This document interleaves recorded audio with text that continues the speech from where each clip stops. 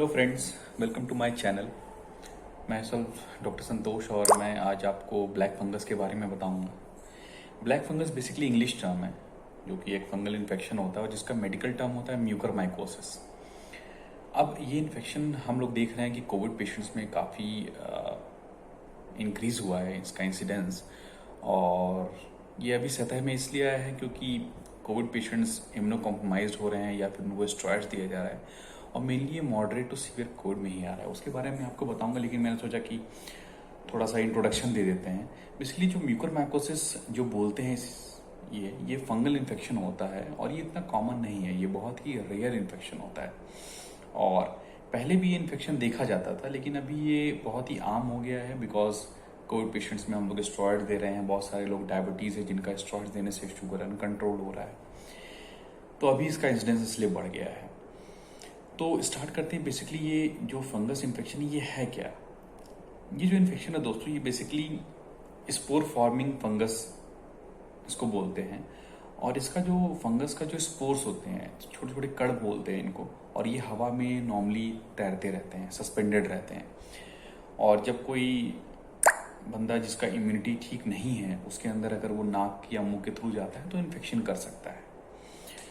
तो किन किन लोगों में इसका इन्फेक्शन बहुत ही कॉमन है? अभी हम लोग देख रहे हैं कि कोविड पेशेंट्स में इसका इंसिडेंस बढ़ गया है। उसके दो कारण हैं दोस्तों। सबसे पहला कारण तो ये है कि बहुत सारे मॉडरेट टू सीवियर जो कोविड पेशेंट्स हैं उनमें स्टेरॉइड्स का जो रिक्वायरमेंट है, जो कि एक तरह से इम्यूनो सप्रेशन बोलते हैं। स्टेरॉइड्स बेसिकली इम्यूनिटी कम करता है, तो उनका स्टेरॉइड्स का रिक्वायरमेंट ऐसे मरीजों का बढ़ गया है। तो इम्यूनिटी कम होगी, स्पोर अगर जाएगा अंदर इन्फेक्शन करेगा और वो इन्फेक्शन लंग्स में या ब्रेन में भी पहुंच सकता है। दूसरा जो कारण है कि जब हम किसी भी कोविड पेशेंट्स को स्टेरॉइड दे रहे हैं तो उनके शुगर्स अनकंट्रोल हो जा रहे हैं, या तो पहले से वो डायबिटिक हैं या अभी न्यूली डायग्नोज डायबिटीज़ हैं, नई बीमारी अगर पता चली है शुगर की। तो ऐसे लोगों में अगर हम स्टेरॉइड देंगे, इम्यूनिटी कम होगी, शुगर भी बढ़ेगा, तो एक तरह से दो-धारी तलवार की तरह काम हो रहा है।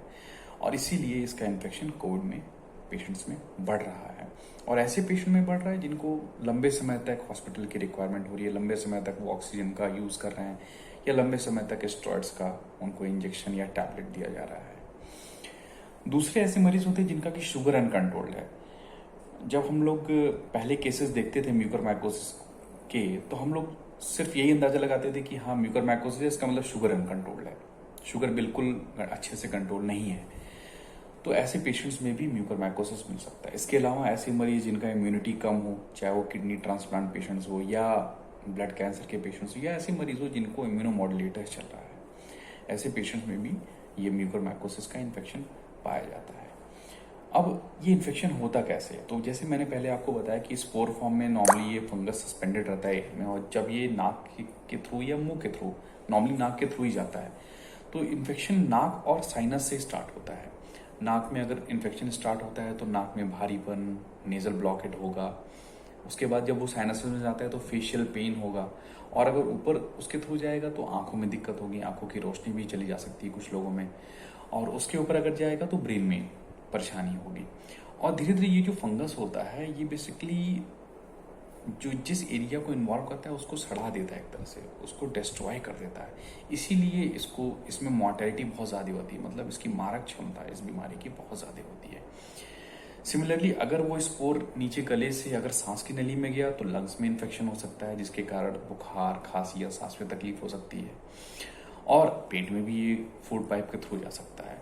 तो ये लक्षण हो सकते हैं मरीजों में। ब्लैक फंगस इसलिए कहते हैं क्योंकि जब ये सड़ाता है और नाक से या कहीं से डिस्चार्ज होती है तो ब्लैक कलर के डिस्चार्ज होते हैं, इसलिए इसको ब्लैक फंगस बोलते हैं। तो जैसा कि मैंने बताया कि कोविड पेशेंट्स में जो कि मॉडरेट टू सीवियर पेशेंट्स हैं, जिनको लंबे समय तक ऑक्सीजन की रिक्वायरमेंट या स्टेरॉइड की रिक्वायरमेंट, या ऐसे मरीज जिनका शुगर कंट्रोल नहीं हो रहा है, चाहे वो पहले से शुगर की बीमारी रही हो या स्टेरॉइड के कारण शुगर की बीमारी बढ़ गई हो, तो ऐसे लोगों में ये म्यूकरमाइकोसिस का इन्फेक्शन बढ़ रहा है। लेकिन एक चीज़ दोस्तों मैं आपको बताना चाहूँगा कि ये इन्फेक्शन इतना कॉमन नहीं है, ये बहुत ही रेयर इन्फेक्शन है। डर और भय इसलिए है क्योंकि इन्फेक्शन की जो मारक क्षमता ज़्यादा होती है अगर ये ब्रेन में या लंग्स में पहुंच जाता है तो।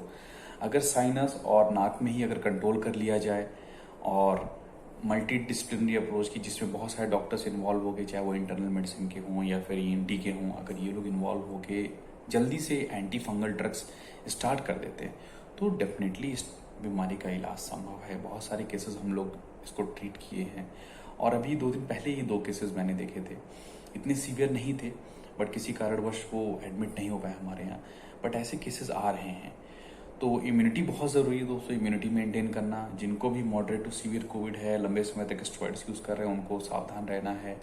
उनको कोई भी परेशानी होती है अपने डॉक्टर को बताएं, स्पेशली नाक और साइनस से रिलेटेड कोई भी परेशानी हो या सांस में दिक्कत होती है तो बिल्कुल ऐसे बताना। इनको डेफिनेटली इनको देखना चाहिए।